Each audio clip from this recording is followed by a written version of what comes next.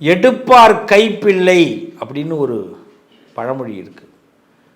யாருக்காவது ஏதாவது ஒரு பிரச்சனை, யாருக்காவது ஒரு உதவி, மிகப்பெரிய கஷ்டமான காரியம் அப்படின்னா நம்ம வீட்டு கதவை தட்டிடுவோம். ஆனால் அதே நல்ல செய்தி ஏதாவது ஒன்று வந்திருக்குன்னா நம்மள்ட்ட சொல்லவே மாட்டான். சம்பளம் வரலைன்னா நம்ம வீட்டு கதவை தட்டுவான். யாராவது ஊழல் பண்ணிட்டா நம்ம வீட்டு கதவை தட்டுவான். யாராவது பிரச்சனை பண்ணிட்டா நம்ம வீட்டு கதவை தட்டுவான். இதுதான் உலகத்தில் வழக்கம். ஆனால் நல்லது நடந்துட்டு சார், நான் குடும்பத்தோடு சேர்ந்துட்டேன் சார் அப்படின்னா வந்து சொல்ல மாட்டான். இதையெல்லாம் பார்த்து பார்த்து சலித்து போனவர்கள் மிதுன ராசிக்காரர்கள். ஆமாம், மிதுன ராசிக்காரர்களை பொறுத்தவரை தோற்கப்பட்டார்களா, தோற்கடிக்கப்பட்டார்களா, கடவுள் காப்பாற்றுவாரான்னு கேட்டால் ஒன்றுக்கு விட நான் சொல்கிறேன். மிதுனத்தினால எல்லாரும் சக்ஸஸ் ஆகியிருக்காங்களே தவிர மிதுன ராசியால் யாரும் ஃபெயிலியர் ஆனது கிடையாது. உப்பு இல்லாமல் ஒரு சாப்பாடு செஞ்சு பாருங்க, இனிப்பு இல்லாமல் ஒரு சாப்பாடு செஞ்சு பாருங்க, சாப்பிட முடியுமா?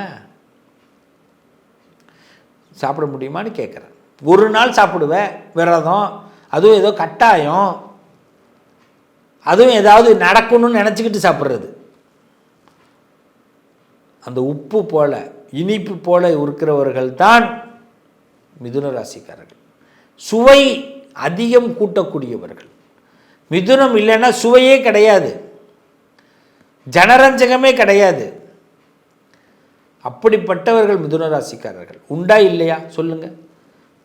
நம்ம வீட்டிலே ஒரு குழப்பம் இருக்குது சார், இடர்பாடுகள், ரொம்ப சிரமமான சூழ்நிலை. யார் நம்ம வீட்டில் ஒரு மிதுன ராசி இருந்தால் போதும், அந்த இடர்பாடுகள் களையப்பட்டுடும். அதான் மிதுனத்துக்கு இருக்கிற பவர்.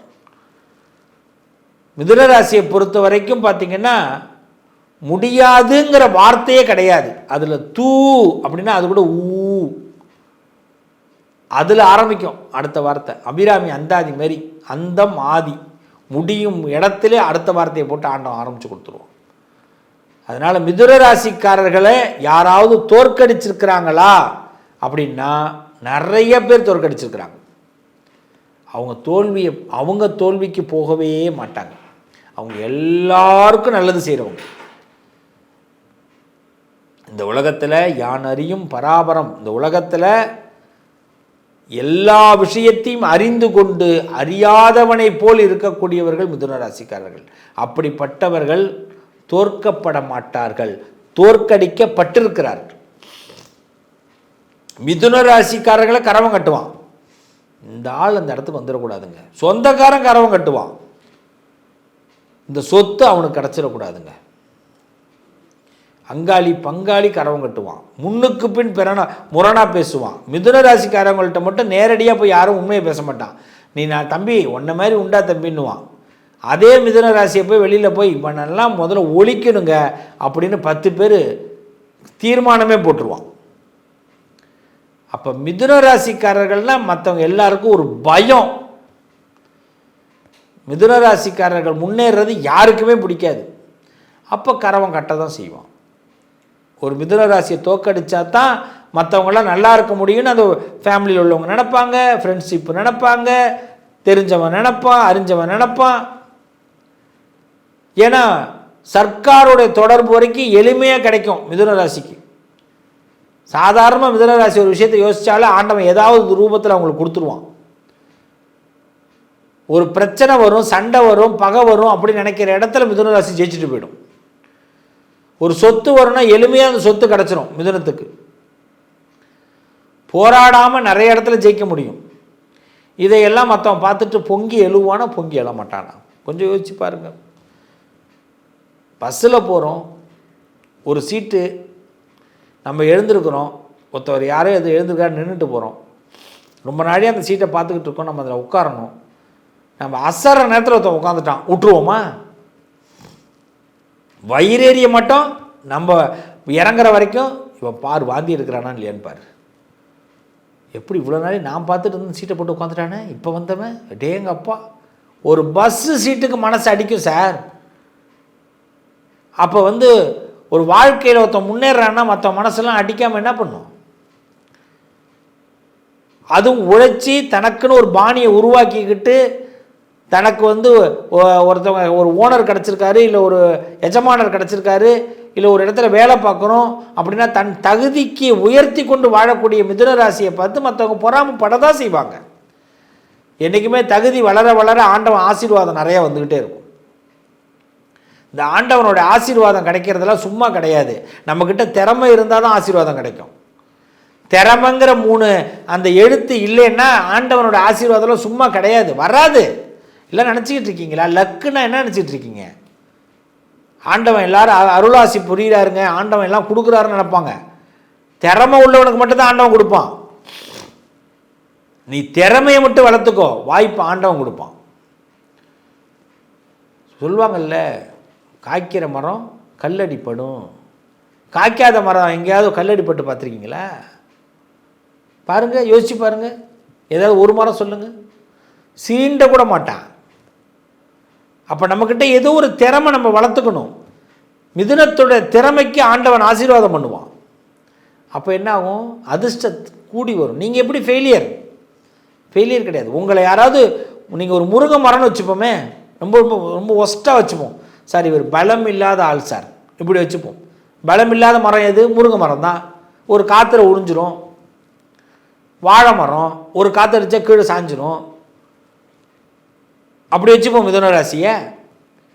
ஆனால் முருங்கை மரம் வெட்ட வெட்ட துளுத்துக்கிட்டே இருக்கும். எத்தனை தடவை முறிஞ்சாலும் அந்த இடத்துல திருப்பி ஆரம்பிச்சோம். வாழை மரம், ஒரு வாழை மரம் உழுந்ததுன்னா கீழே இன்னொரு வேறு ரெடி பண்ணி வச்சுட்டு போயிருக்கும். சீக்கிரம் அது விடாது. உண்டா இல்லையா? அப்போ மிதுன ராசிக்காரர்கள் வீழ்த்த முடியாதவர்கள். மிதுன ராசிக்காரர்களை வீழ்த்துவதற்கு எத்தனை பேர் வேணாலும் கங்கணம் கட்டலாம், கரவம் கட்டலாம். கடைசியில் கரவை எடுத்துட்டு தலையில் எடுத்து சுத்தம் தான் செய்யலாம், வேறு ஒன்றும் பண்ண முடியாது. ஆரம்ப காலகட்டம் வாழ்க்கையில் மிதுன ராசிக்கு தோல்வி தான் சார், சிரமம் தான் சார், சங்கடம் தான் சார். அது வேலையாக இருக்கட்டும், படிப்பாக இருக்கட்டும், வாழ்க்கையாக இருக்கட்டும்.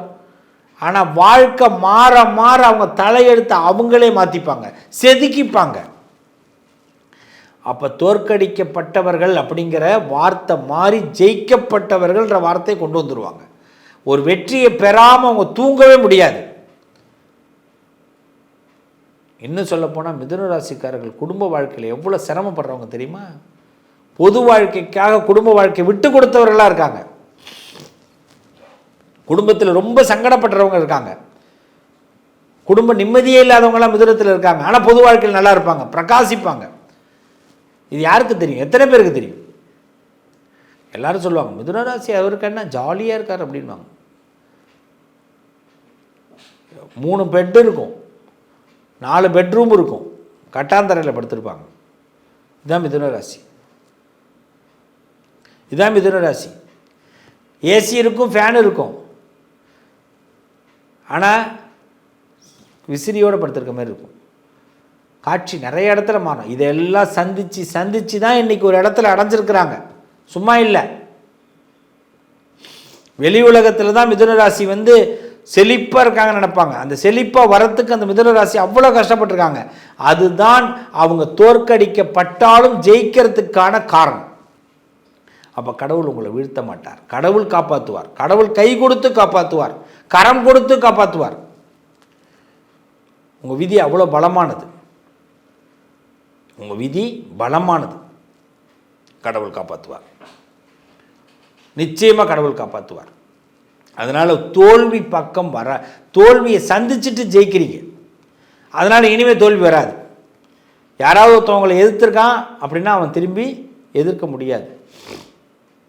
அதே மாதிரி உங்கள் வாழ்க்கையில் நீங்கள் ஏதாவது ஒரு தீம், இதுதான் சார் வாழ்க்கை, எனக்கு இனிமேல் இந்த வாழ்க்கையை தவிர வேறு எதுவுமே எனக்கு கிடையாது அப்படின்னு முடிஞ்சு போச்சு சார் வாழ்க்கை, என்னைக்கு இந்த வார்த்தையை நினைக்கிறீங்களோ அன்னையிலேருந்து உங்கள் வாழ்க்கை ஆரம்பமாகும். நல்லா ஞாபகம் வச்சுங்க. மிதுனத்தை பொறுத்த வரைக்கும் ஒரு பெரிய ஸ்பெஷல் வாய்ப்பே அதுதான். எனக்கு வாழ்க்கை முடிஞ்சு போச்சு, இதுக்கு பிறகு எனக்கு வாழ்க்கை கிடையாது, நான் ரொம்ப யோசித்தேன், எல்லாம் ஃபெயிலியர் ஆகிட்டு அப்படி நீங்கள் என்றைக்கு நினைக்கிறீங்களோ அடுத்த வினாடி இறைவன் சக்ஸஸை கொடுத்துருவான். ஏன்னா நீங்கள் கவலைப்பட்டால், நீங்கள் வருத்தப்பட்ட ஆண்டவனுக்கே பொறுக்காது. சிவனுடைய முழு அருள் பெற்றவர்கள் இந்த மிதுன ராசிக்காரர்கள். சிவனுடைய முழு அருள், சுவாமி உங்களை ஏதாவது ஒரு ரூபத்தில் கொண்டு போயிட்டே இருப்பார் மேலே. எவனும் உங்களை கைக்கு விலங்கு போட நினைப்பான், கைக்கு விலங்கு போட நினைப்பான். உங்களுடைய நடவடிக்கைகளை, உங்கள் உடம்பை கஷ்டப்படுத்த நினைப்பான். ஒருத்தனாலையும் முடியாது. சிவன் உங்களை பார்த்துக்கிட்டே இருப்பார், சுவாமி உங்களை பார்த்துக்கிட்டே இருப்பார். சிவனை தாண்டி எதுவும் உங்களுக்கு கிடையாது. எவன் கூட உங்கள்கிட்ட வரதுக்கு பர்மிஷன் சிவன்கிட்ட கேட்கணும், டைரெக்டாக வர முடியாது. கணக்கு முடிச்சிடலாமான்னு யோசிக்க முடியாது. அதுதான் மிதுனம். லாஸ்ட் மினிட்ல உங்கள் லைஃப்பில் மாறும். ஆனால் நீங்கள் ஒன்றே ஒன்று தான் நினைக்கணும், எனக்கு ஏன் இவ்வளோ சிரமத்தை கொடுக்குற, என்னால் முடியல, நான் இந்த லைஃப்பை எடுத்துக்க மாற்றிக்கிறேன்னு நினச்சிங்கன்னா அவர் உடனே மாற்றிவார். இதுதான் உங்கள் ஜாதகம். அதனால் மிதுன ராசிக்காரர்கள் தோற்கடிக்கப்பட்டவர்கள் தான், நம்பிக்கை மோசடிகள் செய்யப்பட்டவர்கள் தான். பக்கத்தில் இருக்கிறோம் குழி தோண்டி உங்களை புதைக்க நினைப்பான், உங்களை டோட்டலி காலி பண்ண நினைப்பான், பிளாக் மேஜிக்லாம் பண்ணுவாங்க. ஆனால் கவலையே படாதீங்க, கடவுள் காப்பாற்றுவார். கடவுள் காப்பாற்றிக்கிட்டு இருக்கார். காப்பாற்றுவாருங்கிறது கூட தவறான செய்தி. காப்பாற்றிக்கிட்டு இருக்கார், அதான் நான் சொல்லுவேன். இல்லைன்னா என்றைக்கும் இந்த கப்பல் முழுக வேண்டிய கப்பல்.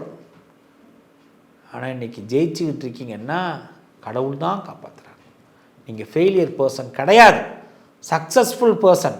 எப்படிடா இந்த ஆள், எப்படிடா இந்த அம்மா சக்ஸஸ் ஆகிட்டே இருக்காங்கன்னு பல பேர் மூக்கில் விரல வச்சுட்டு இருக்கிறான். குழப்பத்துக்கு தீர்வு யாருக்குமே கிடைக்காது, உங்களுக்கு மட்டும்தான் கிடைக்கும். நீங்கள் சிவனை வழிபாடு பண்ணுங்கள், நிறைய சிவாலயத்துக்கு போங்க, நிறைய சிவாலயத்துக்கு போங்க, சிவனை வழிபாடு பண்ணுங்கள், நிறைய நல்ல மாற்றங்கள் கிடைக்கும். உங்கள் வாழ்க்கையில் இதுவரைக்கும் ஏற்பட்ட சிரமங்கள், வருத்தங்கள், வேதனைகள் எல்லாம் மாறப்போகுது. விடை கிடைக்கிறது, இறைவனுடைய விழி கிடைக்கிறது. வாழ்த்துக்கள், நல்லதே நடக்கும்.